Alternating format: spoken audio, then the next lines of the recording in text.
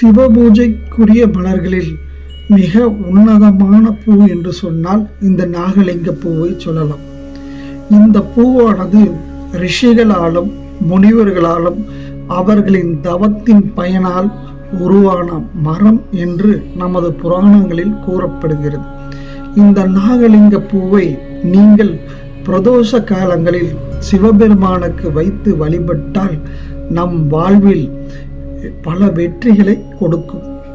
இந்த பூவின் மகிமையானது நமது வீட்டில் துர்சக்தியை நீக்கும்.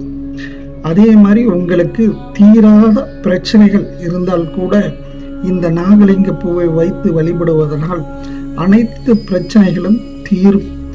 இந்த திருமணம் ஆகாத நாகதோஷம் உள்ளவர்களுக்கும் இந்த பூவை வைத்து வழிபட்டால் சர்ப்பதோஷம் நீங்கும். அவன்தால் பணங்கி அவன் அருளால். ஓம் நம சிவாய.